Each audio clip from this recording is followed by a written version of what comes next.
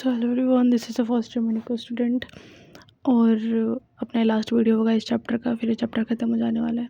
So let's begin. Ligation of gene with vector की बात करें तो ठीक है, मतलब जीन का वेक्टर के साथ लाइगेशन, कैसे हम दोनों को स्टिक करते हैं, एक साथ कंबाइन करते हैं, राइट। तो इसमें क्या होने वाला है कि हम पढ़ेंगे vector are the vehicle to carry the gene of interest. ठीक है, वेक्टर जैसे कि प्लाज्मिड हो गया, बैक्टीरियोफेज, इनके पास वो एबिलिटी होता है कि वो अपने आप को रेप्लिकेट कर पाए, मतलब नंबर्स में इंक्रीज कर पाए, बच्चे बना पाए, रिप्रोड्यूस कर पाए, कॉपीज बना पाए, है ना, with in bacterial cells independent of the control of the chromosomal DNA. Bacteriophages because of their high number per cells have very high copy. तो बैक्टीरियोफेज जो है ना, इनका नंबर जो है बहुत बहुत सारा होता है, ठीक है, and have very high copy numbers of their genome within the bacterial cells. Some plasmids may even have only 1 or 2 copies per cell, whereas others have 15 to 100 copies per cell. ठीक है, तो पढ़ के देख लो कि कुछ प्लाज्मिड्स ऐसे हैं जिनमें क्या होता है कि 1 to 2 कॉपीज रहता है, और कुछ ऐसे जिसमें बहुत सारे कॉपीज रहते हैं। ठीक है, दे नंबर्स मतलब ग्रो कर सकता है वेरी और हायर, ठीक है, उससे भी ज़्यादा ग्रो कर सकता है। If we are able to link an alien piece of DNA with bacteriophage or plasmid DNA, we can multiply its number equal to the copy numbers of the plasmid or the bacteriophage. ठीक है, तो this part में इतना तो नहीं बोलूँगी कि important है, वैसे ऐसा कुछ तो है नहीं, मुझे नहीं लग रहा, ठीक है। बट हाँ, अभी जो पार्ट पढ़ाने वाली ये इंपॉर्टेंट है। कैरेक्टरिस्टिक्स ऑफ अ वेक्टर की बात करें तो क्या क्या कैरेक्टरिस्टिक्स होते हैं एक वेक्टर का, वो याद होना चाहिए। कि सबसे पहली चीज़ ये है ना कि साइज़ छोटा होना चाहिए इसका, ठीक है, स्मॉल साइज़, है ना, easy to carry, easy to handle. दूसरा ओरिजिन, ORI मतलब ओरिजिन ऑफ रेप्लिकेशन होना चाहिए इनके पास। Side from where replication begins it also counts the copy number. ये वो पार्ट है ना, ORI इज वो पार्ट जहाँ से रेप्लिकेशन शुरू होता है ना, ठीक है। तीसरा क्लोनिंग मतलब कॉपीज़ बनाना, क्लोनिंग साइट्स होनी चाहिए, ठीक है। ये बोल रहे हैं ना कि रिकॉग्निशन साइट होनी चाहिए। Cloning sites are important because all the sites where the alien piece, मतलब वही पार्ट है जहाँ पे लाइगेशन करनी है, मतलब हमें स्टिक करनी है, ग्लू से लगाने है ना, ठीक है। MCS की बात करें, देखो अगर बहुत सारे मल्टीपल क्लोनिंग साइट्स तुमने बना लोगे ना, तुम्हें खुद भी कन्फ्यूजन होगा, ठीक है। अब ऐसी नहीं है कि बहुत सारे दरवाजे, एक घर के लिए बहुत सारे दरवाजे बना दिए, ज़रूरत नहीं है। जस्ट वन क्लोनिंग साइट, बस एक पार्ट बनाओ, एक ओरिजिन ऑफ रेप्लिकेशन, एक ही जगह से कट करो, उधर से काम करो। अगर तुमने बहुत सारे क्लोनिंग साइट्स बना दिए तो तुम्हें कन्फ्यूजन होगा, तो अवॉइड डैट, वो इस चीज़ में बोला गया है, ठीक है। तो ये बोला गया है कि size for different destruction exam की बात करें is useful as we will have options to listen that. Selectable marker की बात करें, ठीक है, they are the genes within vectors which helps in differentiation between recombinant and non recombinant. तो selectable markers ये पार्ट में important आने वाला है।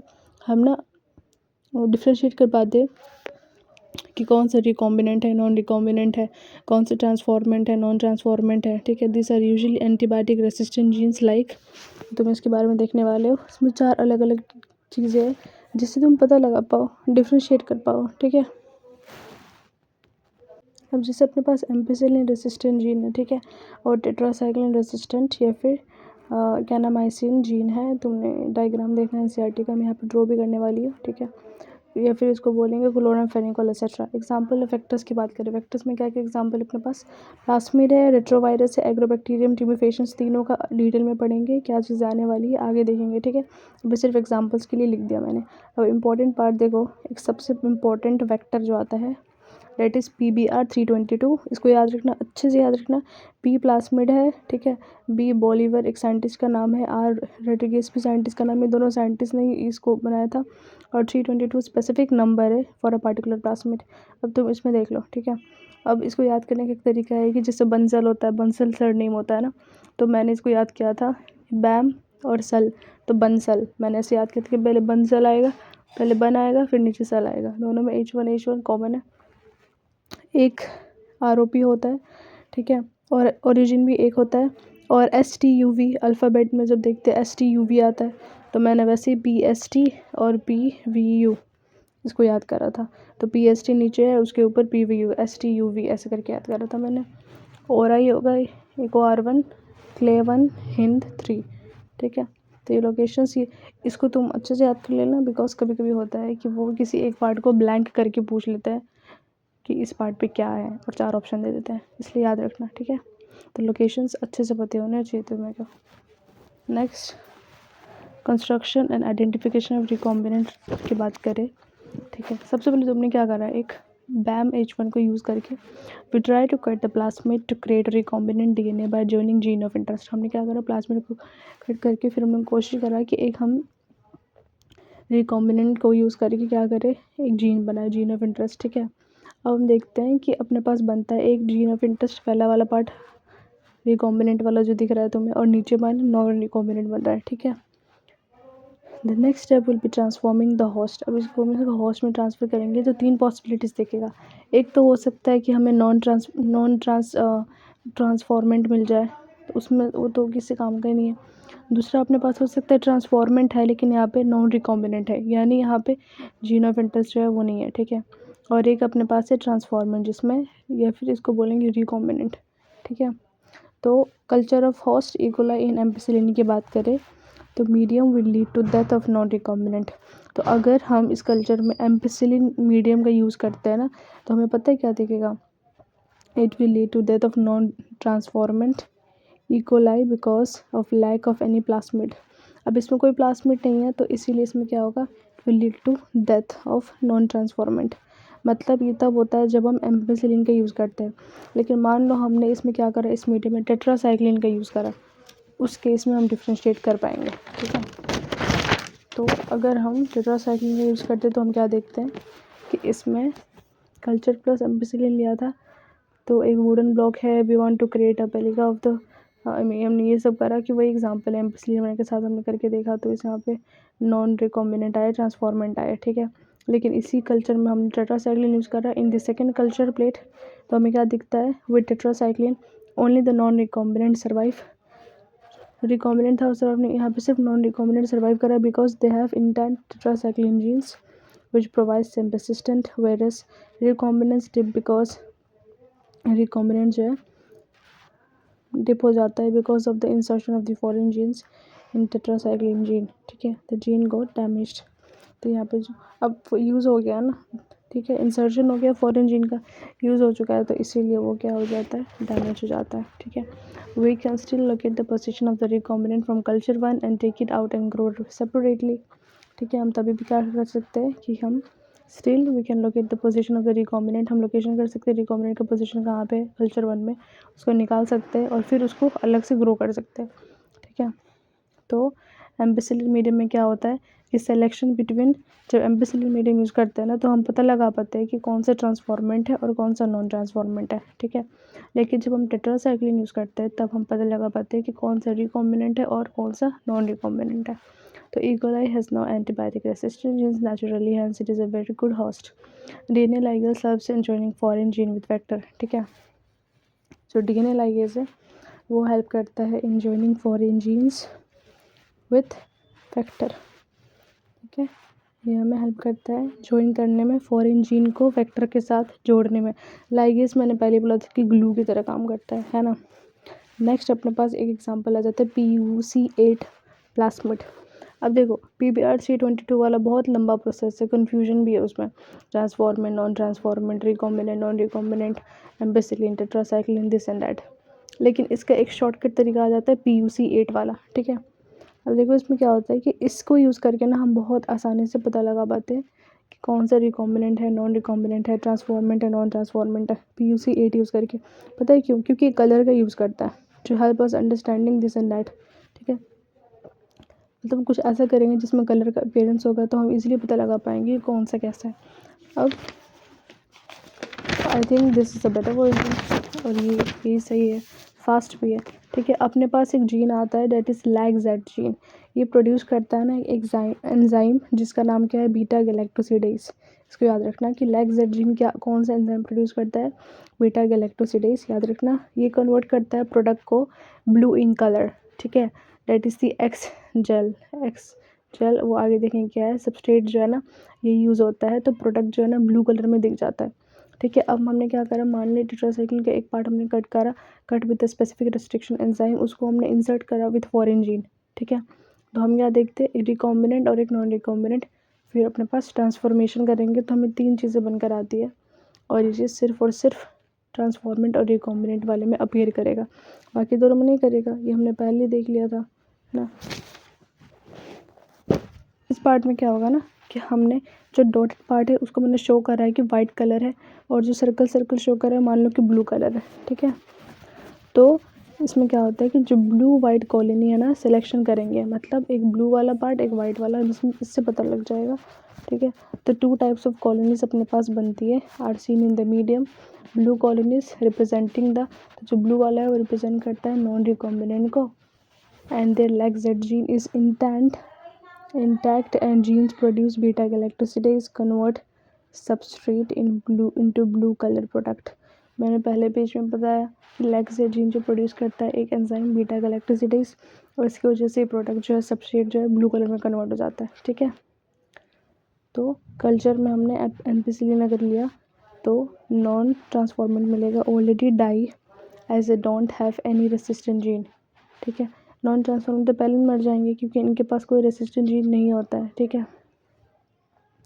लेकिन दूसरे कॉलोनी में ना, जो कि आर रिप्रेजेंट करेगा आर को, has broken damaged lac that gene, तो इसीलिए इसमें किसी टाइप का कोई बीटा गैलेक्टोसिडेज नहीं है, ठीक है। नो बीटा गैलेक्टोसिडेज, तो क्या होगा, hence no colour produced and appears white. तो बीटा गैलेक्टोसिडेज की वजह से ही तो ब्लू कलर अपीयरेंस हो रहा था, अब जब इसमें है ही नहीं तो नहीं होगा, ठीक है। Important part note, insertional inactivation क्या होता है, the inactivation of a gene due to foreign gene insertion at that place is called insertional inactivation, ठीक है। किसी जीन का इंसर्शनल एक्टिवेशन हो जाना ऑफ अ जीन कोई फॉरेन जीन की इंसर्शन की वजह से, मान लो कोई ऐसे नॉर्मल चीज़ है और हमने किसी फॉरेन चीज़ को इसमें इंसर्ट कर दिया तो उस चीज़ का इनएक्टिवेशन हो जाना, ठीक है।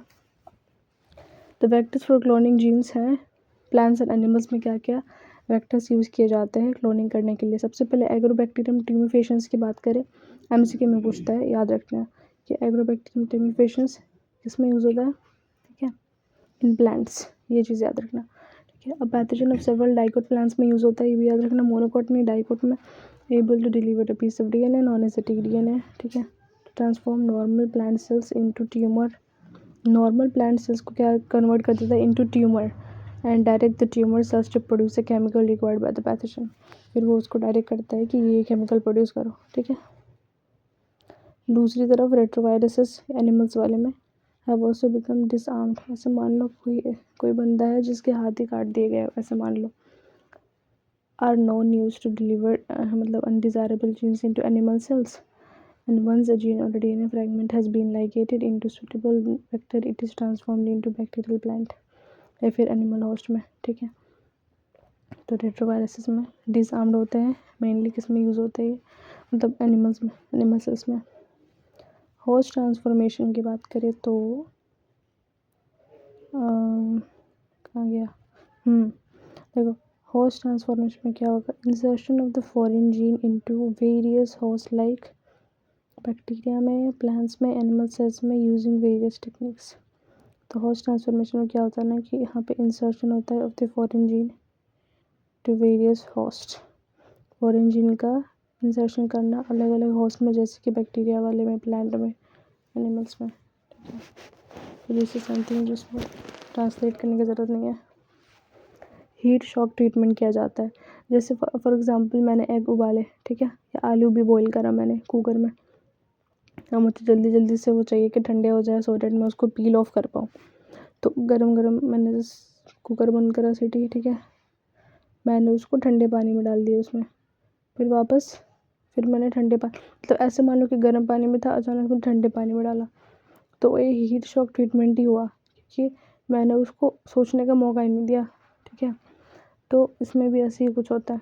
Hydrophilic does not want to cross the bacteria, ये ना मतलब डरता है पानी से, ठीक है, हाइड्रोफिलिक है, तो इसको बैक्टीरिया वॉल को क्रॉस करने का मन नहीं होता, इसलिए इसके ऊपर हम क्या करते हैं, किसी A2+ का जो है ना उसका बाइंडिंग करा देते हैं नेगेटिवली चार्ज डीएनए के साथ, वो हेल्प हो जाता है, तो पुश करने में इनटू द डीएनए हेल्प हो जाता है उसको होस्ट के अंदर पुश करने में, क्योंकि ऐसे नहीं जा रहा था तो हमें इसकी आइडेंटिटी बदल के अंदर भेजनी थी, ठीक है। इसीलिए वी मेक इट कॉम्पिटेंट यानी लायक by above step, heat shock treatment करते हैं जिससे वो अंदर चला जाता है, मतलब हीट करते हैं आइस पे, फिर सो दैट दे, मतलब पहले आइस पे था फिर हीट किया फिर आइस पे, so that they take the foreign gene, ताकि वो फॉरेन जीन को ले पाए, नॉर्मली नहीं लेते हैं।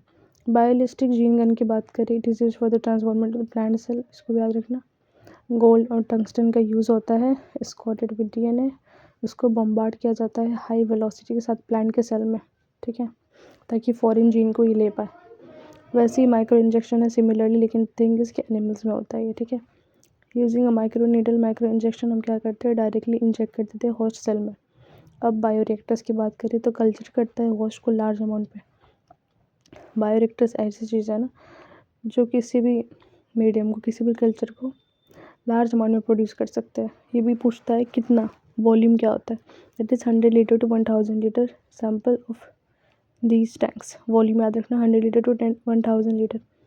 बायोरिएक्टर मतलब यहाँ पे क्या क्या चीज़ें आती है अपने पास, acid base control system, temperature control, form breakers, sterile environment, cylindrical, तो सारी चीज़ें हैं, इसको देखते हैं, ठीक है। Most common type of bioreactors की बात करें ना अपने पास, तो देखो स्टेट टाइप ऑफ बायोरिएक्टर, ठीक है। और इसमें क्या होता है, दो चीज़ें आएंगी। सिंपल स्टेट होगा, यानी इसका बेस कैसा कर्व रहने वाला है। एनसीईआरटी में डायग्राम दिया है दोनों का, अच्छे से चेक कर लेना। डायग्राम बेस्ड क्वेश्चन आते हैं, पूछ लेता है कि कौन सा सिंपल है, कौन सा स्पार्च्ड है। स्पार्च में बेस फ्लैट होता है, सिंपल में बेस कर्व होता है।